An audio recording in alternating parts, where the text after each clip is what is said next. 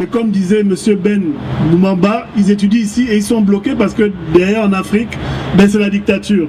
Parce qu'il y a un jeune étudiant qui va vous faire un petit discours pour que vous compreniez un peu quelle est la détresse que nous vivons aujourd'hui. Allez, vas-y,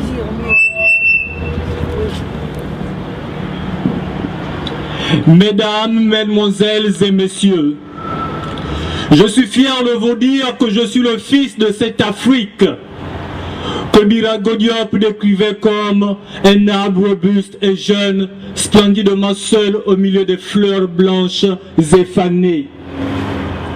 Je suis fier de faire tourner ma langue 7 fois pour vous donner connaissance de l'état d'esprit des jeunes du vieux continent, dont l'histoire n'est point un perpétuel recommencement de saison.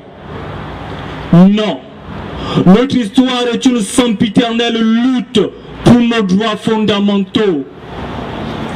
Il y a eu Thomas Sankara, Patrice Lumumba, Martin Luther King, Malcolm X, tous des martyrs conduisant leur peuple vers la liberté.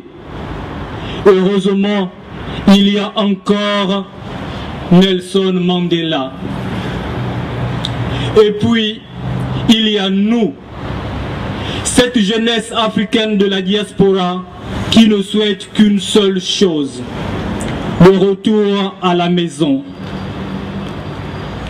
Car notre mère Afrique se fait assassiner en ce moment par un certain Ali Bongo Ondimba. J'enrage et je cogne à la porte, car il pleut des cadavres tous les jours dans ce beau pays qu'on nomme le Gabon. Mesdames, mesdemoiselles, messieurs, peuple français, vous l'ignorez sans doute, mais la situation est alarmante dans mon pays. Il y a un système qui assassine les opposants, tue les populations, muselle la presse et bien d'autres atrocités que je me réserve ici d'énumérer par décence. Et puis, il y a les autres. Vous, nos hôtes, les Français, la France, la grande et belle France drapée de sa belle robe des droits de l'homme. France, nous t'aimons, nous te respectons, mais il faut que la bouche de la jeunesse africaine te dise pour que tu saches. Oh France, aurais-tu oublié le sang des tirailleurs venus te secourir dans la guerre qui t'opposait au nazisme? Oh France, il faut que tu saches que parmi tes enfants, il y en a qui s'adonnent à un jeu dangereux appelé la France-Afrique. Il consiste à soutenir des dictateurs en Afrique. Savais-tu qu'au Bokassa, Mobutu et Yadema, Omar Bongo furent des dictateurs que ton Élysée a maintenus au pouvoir? Cela aurait pu s'arrêter avec leur mort. Hélas, après le Togo, c'est au Gabon aujourd'hui même que la cellule Afrique de l'Élysée est en train de sacrifier tout un peuple en lui imposant un autre dictateur en dépit de toutes les protestations de la jeunesse africaine. Savais-tu, ô France, que parmi tant d'instruments utilisés par l'Élysée, il y a Total et le groupe Bolloré? Savais-tu qu'il finance le dictateur Ali Bongo Ondimba? Des gens sont assassinés au Gabon en ce moment même.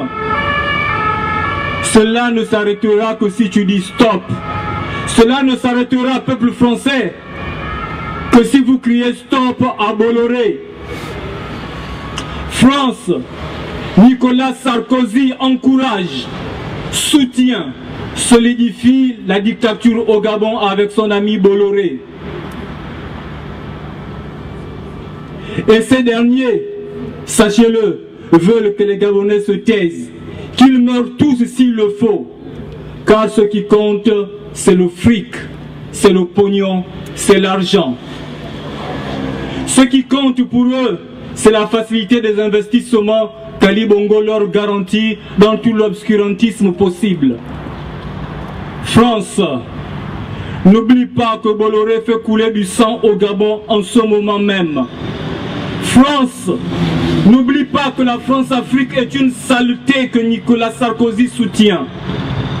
N'oublie pas, oh France, qu'il faut que le respect que je t'accorde soit réciproque.